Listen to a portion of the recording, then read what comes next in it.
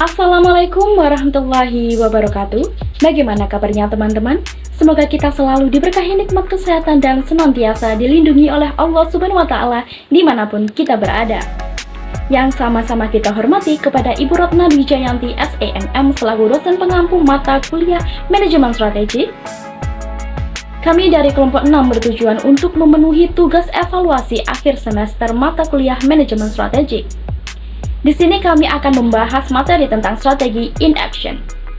Tetapi sebelum kami membahas, izinkan saya untuk memperkenalkan nama anggota dari kelompok 6, yaitu yang pertama ada Muhammad Fikri Irmansyah, lalu Ligar Martia Ulfa, dan Ranti Egy Pratiwi.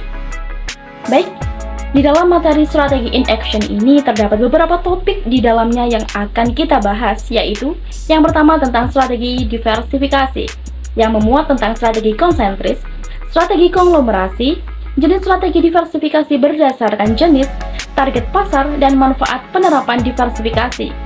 Lalu yang kedua yaitu strategi defensif yang memuat tentang penciutan, lalu divestasi, dan likuidasi. Dan yang terakhir adalah strategi generik menurut Michael Porter yang memuat tentang strategi kepemimpinan biaya, strategi diferensiasi, jenis diferensiasi, dan strategi fokus. Untuk pembahasan yang pertama ini akan saya bacakan terlebih dahulu, setelah itu akan dilanjutkan oleh kedua rekan saya. Strategi diversifikasi. Diversifikasi merupakan salah satu strategi yang dilakukan perusahaan untuk memperluas usahanya dengan membuka beberapa unit bisnis atau anak perusahaan baru baik dalam lini bisnis yang sama dengan yang sudah ada maupun dalam unit bisnis yang berbeda dengan bisnis inti perusahaan. Diversifikasi menjadi pilihan yang menarik bagi perusahaan ketika perusahaan menghadapi persaingan yang sangat ketat dan pertumbuhan pasar yang cepat. Berikut ada dua strategi untuk mengoptimalkan agar mampu meraih keuntungan. Yang pertama, strategi konsentris. Jenis strategi ini mengacu kepada penambahan produk baru yang masih berkaitan dengan produk bisnis yang sudah ada. Umumnya, pemilik bisnis yang menerapkan strategi ini akan mengembangkan produk baru yang masih terkait dengan produk yang sudah ada melalui fasilitas pembuatan, teknologi, ataupun industrinya.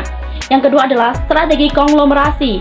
Jenis strategi ini merupakan penambahan produk yang berbeda dengan produk atau jasa yang sudah ada. Dalam strategi ini, produk baru yang dikembangkan tidak memiliki hubungan dengan produk yang sudah ada. Selanjutnya adalah jenis strategi diversifikasi berdasarkan target pasar. Diversifikasi vertikal, yaitu bentuk strategi perluasan yang membuat produk dengan level kegunaan yang berbeda-beda, tetapi masih berhubungan dan saling melengkapi satu sama lain. Selanjutnya, diversifikasi horizontal. Diversifikasi horizontal ini strategi perluasan yang membuat berbagai macam produk sejenis tetapi berbeda dalam ukuran target pasar dan merek. Kemudian, manfaat penerapan diversifikasi. 1. Bisnis dapat memenuhi kebutuhan lebih banyak pelanggan dalam segmen pasar yang beragam. 2. Dapat meningkatkan laba yang diterima perusahaan baik dalam penjualan maupun investasi. 3. Memungkinkan Anda menjangkau pasar yang baru karena produk yang dihasilkan beragam dan menyediakan preferensi pelanggan yang berbeda-beda. Kemudian ada strategi defensif. Strategi defensif merupakan suatu strategi yang dibuat dengan tujuan agar perusahaan melakukan tindakan penyelamatan agar terlepas dari kerugian yang lebih besar, termasuk kebangkrutan. Strategi defensif dapat dilakukan melalui 3 cara. Yang pertama ada penciutan, kedua divestasi, dan ketiga likuidasi. Penciutan terjadi ketika suatu organisasi mengelompokkan ulang melalui pengurangan aset dan biaya untuk membalikan penjualan dan laba yang menurun. Kadangkala disebut pembalikan atau strategi reorganisasional. Penciutan didesain untuk memperkuat kompetensi khusus dasar suatu organisasi. Yang kedua ada divestasi. Strategi divestasi adalah strategi yang dilakukan dengan menjual satu divisi atau bagian dari suatu organisasi. Divestasi sering digunakan untuk memperoleh modal segar untuk akuisisi atau investasi. Strategis lebih jauh.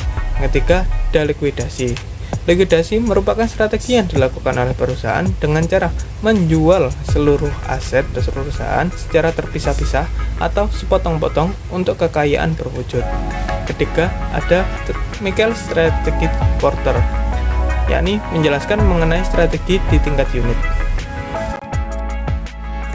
Selanjutnya, terdapat 3 strategi yang memungkinkan organisasi memperoleh keunggulan kompetitif, yaitu strategi kepemimpinan biaya atau cost leadership strategi, strategi diferensiasi atau diferensiasi strategi, dan yang terakhir ada strategi fokus atau fokus strategi. Strategi kepemimpinan biaya atau cost leadership.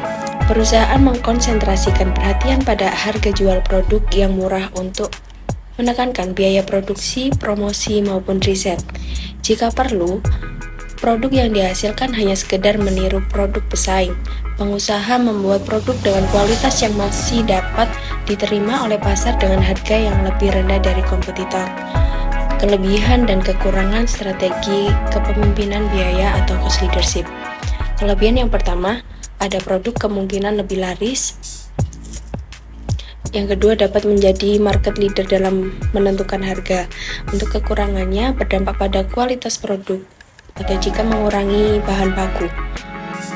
Strategi diferensiasi atau differentiation, perusahaan yang memutuskan untuk membangun persepsi pasar potensial terhadap produk atau jasa yang unggul agar tampak berbeda dibandingkan produk pesaing, ditujukan untuk konsumen potensial yang relatif tidak menggunakan harga dalam pengambilan keputusannya.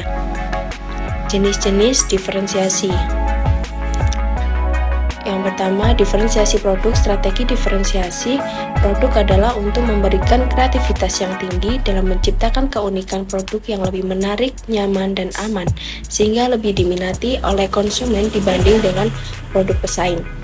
Dan yang kedua, diferensiasi kualitas pelayanan adalah mewujudkan kreativitas yang tinggi dalam mengkombinasikan unsur-unsur bauran pemasaran dengan keramah tamahan dan wawasan karyawan yang luas, sehingga kualitas jasa pelayanan yang dirasakan oleh konsumen melebihi harapan.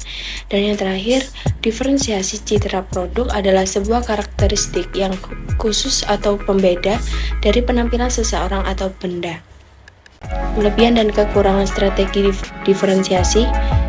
Kelebihannya, yang pertama ada produk mudah diingat konsumen, yang kedua produk terlihat lebih baik dari kompetitor, yang ketiga harga jual kembali lebih baik dari kompetitor, dan yang terakhir mempermudah terciptanya image produk. Untuk kekurangannya, jika tidak pandai meramu keunikan dari produk dibanding produk lain, maka sulit untuk diterima pasar dan akan terlihat overpriced. Strategi fokus. Perusahaan mengkonsentrasikan pada pangsa pasar tertentu untuk menghindari dari pesaing, ditujukan untuk melayani kebutuhan konsumen di segmen pasar khusus. Selain itu juga berkonsentrasi pada wilayah geografis tertentu atau produk tertentu dengan kemampuan memenuhi kebutuhan konsumen secara baik.